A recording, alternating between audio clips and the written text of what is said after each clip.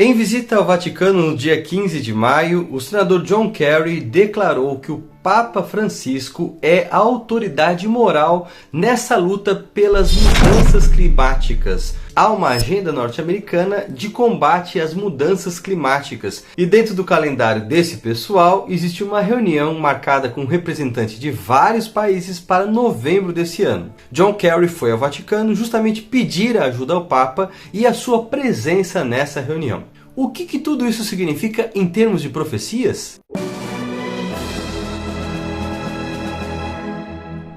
Seja bem-vindo ao canal Todavia. Aqui a gente fala da relação entre a fé cristã e assuntos contemporâneos. Existem vários vídeos aqui sobre profecias e nós queremos convidar você, que é um visitante casual, a assistir às nossas playlists e ver esses vídeos que tratam de assuntos com mais detalhes. Se você já conhece os nossos vídeos e tem assistido recorrentemente, fica aqui o convite, inscreva-se, é gratuito e ao clicar na opção todas as notificações, você sempre será informado toda vez que vier um vídeo novo aqui no canal. Se você já é inscrito, fica aqui o convite para que você compartilhe esse vídeo com outros amigos, especialmente naqueles grupos de WhatsApp, faça divulgação também no Clubhouse, nas suas redes sociais, etc. Agora, visitante recorrente ou inscrito, aproveite e deixe o seu like. A maioria das pessoas se esquece e é muito importante você deixar o like, porque isso contribui demais com o nosso canal e ajuda a promover o nosso conteúdo para que ele ganhe relevância. Nós vivemos em um tempo muito curioso. Os evangélicos neguem o decreto dominical e sua existência, dizendo que isso é uma fantasia e atribuindo a sua existência aos escritos de Ellen White, não é nenhuma novidade. Mas o mais curioso é que cresce o número de adventistas questionando que existe um decreto dominical. Eu já expliquei em outros vídeos como funciona essa questão do decreto dominical. Eu mencionei aqui a visita de John Kerry ao Vaticano, começamos o vídeo falando sobre isso. E a grande pergunta é: isso é um indício do decreto dominical? E uma pergunta anterior a essa seria: podemos ainda crer em um decreto dominical no século XXI? Vale lembrar que em Apocalipse 13 nós não temos a expressão decreto dominical. Então a gente não deve acreditar em decreto dominical porque esse termo não aparece na Bíblia? Porque essa expressão foi criada posteriormente? Bom, seguindo esse raciocínio, não deveríamos crer na Trindade porque a palavra Trindade não aparece na Bíblia. E infelizmente há de fato alguns que usam esse argumento para negar a Trindade bíblica. A questão não é se há uma correspondência exata de palavras. A questão é, existe um conceito, a base teológica para crer no decreto dominical? Eu acredito que sim, da mesma maneira como há para crer na Trindade e até mesmo para crer em outras doutrinas, as quais muitas vezes são conhecidas por nomes técnicos que não aparecem nas Escrituras. Não há nenhum problema quando um teólogo ou uma tradição cunha uma expressão para se referir a um conceito bíblico. A questão maior é saber se esse conceito é de fato bíblico. Quando você vai para Apocalipse 13, nós temos ali claramente dois poderes. Apocalipse deve ser entendido à luz das profecias de Daniel. É curioso porque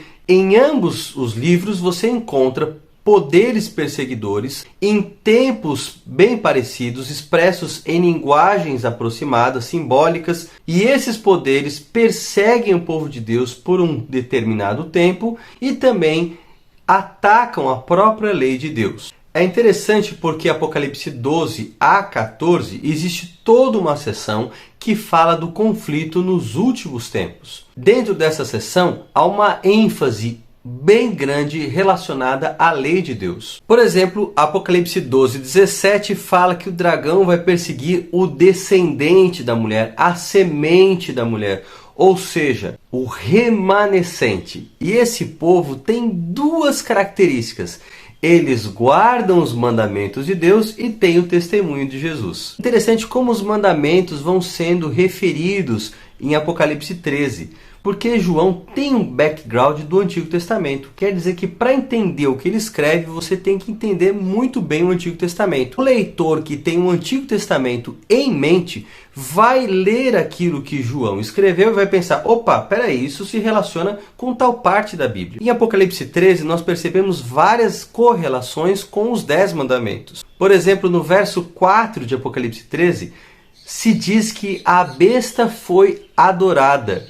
Isso não apenas nos remete ao poder do chifre pequeno de Daniel capítulo 7, que é um poder blasfemo, ou seja, quer ocupar o lugar de Deus, mas também nos faz lembrar do primeiro mandamento, que diz que nós não devemos adorar a outro Deus senão o Deus verdadeiro. Já no verso 15, quando se fala da segunda besta, é dito que essa segunda besta constrói uma imagem à primeira besta. Mais uma vez, nós lembramos na sequência do segundo mandamento, que diz que nós não devemos fazer imagens com o objetivo de adorá-las. Olha agora que curioso, em Apocalipse 14, 7, nós temos um texto que é ipsis literis copiado, quase palavra por palavra, de Êxodo 20, verso 11. Justamente o texto que fala do sábado. O trecho que diz: adorar aquele que fez o céu e a terra e o mar e as fontes das águas. É muito similar à frase usada em Êxodo 20, verso 11, com uma diferença. Lá em Êxodo 20, verso 11, não há qualquer menção a fontes das águas. A gente só encontra fontes das águas em Gênesis 9, quando se fala do dilúvio, que romperam as fontes do abismo, as fontes das águas. Então aí você tem uma alusão não só ao quarto mandamento, mas também ao dilúvio, o momento em que Deus intervém na história da humanidade trazendo juízo, o que tem a ver com o convite para adorar aquele que é capaz de julgar toda a terra. Então todo o contexto de Apocalipse ele está sim relacionado à obediência e aos 10 mandamentos. Sendo que o contexto de Apocalipse está focado nos 10 mandamentos, sim, podemos então entender que esse conflito final tem que ver com a guarda dos mandamentos. É curiosa a sugestão de Daniel 7,25, porque fala que o poder da ponta pequena, também representado no Apocalipse pela primeira besta, de Apocalipse 13, cuidaria em mudar os tempos e a lei. Em outras palavras, a mudança que esse poder faria nos mandamentos teria que ver com tempos. E o único tempo específico mencionado nos 10 mandamentos é o dia de sábado. Essa é a marca do Deus Criador. Então, quando a gente mistura esses componentes de obediência, criação, mandamentos, mudança de lei, fica claro entender que a mudança passa, sim, pelo conflito do sábado versus o domingo. O primeiro decreto dominical, como é bem conhecido, foi estabelecido pelo imperador Constantino no dia 7 de março do ano de 321.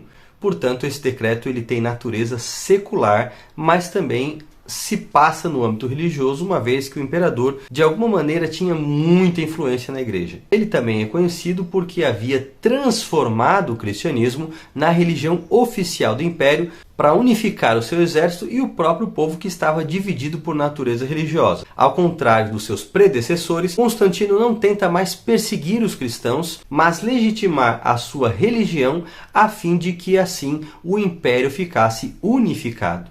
Posteriormente, a igreja acaba adotando medidas que fortalecem o domingo em detrimento do sábado, considerado então uma marca da religião judaica. É esse afastamento progressivo do sábado que é lembrado como marca da Igreja Católica. Isso foi reconhecido largamente por protestantes e outros grupos cristãos minoritários, como valdenses e anabatistas, muito antes do surgimento dos primeiros adventistas do sétimo dia. Logo, não é uma fantasia dos adventistas entender como isso voltará no final dos tempos, acompanhando as profecias. A autoridade da igreja tem sido fortalecida nesses últimos dias e devemos acompanhar para ver como isso vai terminar. E você? O que acha desses assuntos? Qual a sua opinião sobre a visita de John Kerry? Não se esqueça de deixar aqui nos comentários e de curtir esse vídeo. Compartilhe com seus amigos e a gente se vê na próxima semana. Um forte abraço.